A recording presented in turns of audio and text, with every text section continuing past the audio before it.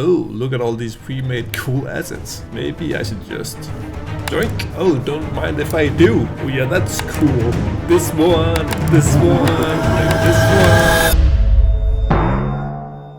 I know, there's a lot of good looking assets out there, and it takes a lot of time to create your own art. Maybe you don't have the skills or the time to pull it off, but I'm here to say, please, please, please, don't do it. Let's talk about why. CodeMonkey has been advocating the use of pre-made assets for your games and for his own games. Don't get me wrong, I love his content, but I don't agree with this at all. I see a lot of issues with doing this, but I will also talk about when it makes a lot of sense to use pre-made assets. Some time ago, an issue emerged on Steam. A lot of bad games were released and they all looked kind of the same. They had the Made with Unity logo in the beginning and the graphics looked very similar. These games became known as asset flips because it was basically just a bunch of assets smashed together into a Frankenstein of a game. They got a bad rep, and this is for sure not the right way to go about assets. It also started a controversy about if you should use assets for your game or not. Games are a visual medium. So much of the game's DNA is tied in with how the game looks. If you ask me, I will say gameplay is the most important aspect of the game, followed up by the graphics. If you're anything like me, then graphics matter to you.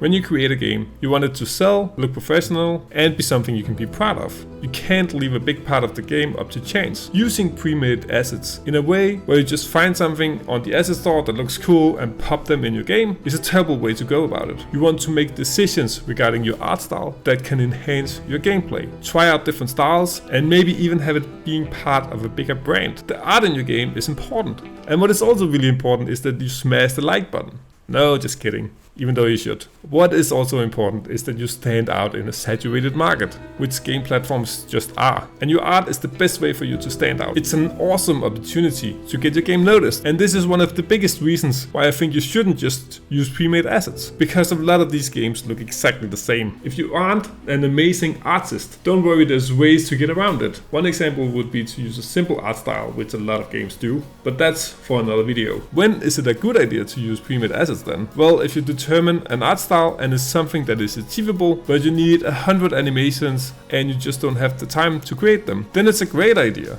You could transfer the same idea to props. If you need 100 props and you find something that fits your art style, then why not? Thomas Brush uses this approach where he downloads the assets but tweaks them to fit his art style. I use a lot of pre-made assets myself, mostly when I prototype out ideas to get something in there fast, you know. Maybe some of them will survive in the final game, but often I get a better result if I craft my own assets. And then I save time on having a simple art style. For example, this environment was made in 2 days and is completely created by me with no pre-made assets. I use the same approach for game systems. If I can find something that's close enough that it kind of works and that I'm able to morph into the needs that I have, then I go with it. But I never let it drive the gameplay that I have in mind. CodeMonkey argues that if games just are fun and play well, that's all that matters. I disagree. I think your art style matters as well. At least if you're gonna be a professional. It can be overwhelming, but know that you will evolve and develop your style. It's something you can constantly improve, and it doesn't matter much if your first game isn't perfect. It's a stepping stone to your next game. You can also argue if you couldn't buy assets for these games, a lot of them wouldn't exist. Well, if you only want to focus on creating gameplay and code and not the graphics, I suggest that you team up with somebody who has an interest in that part. But you can also achieve a lot by getting help from friends, trying out different stuff, and in the end, create a simple, achievable art style by yourself, where you maybe use pre-made assets for props, animations, and textures to lighten the workload. Most important aspects of an art style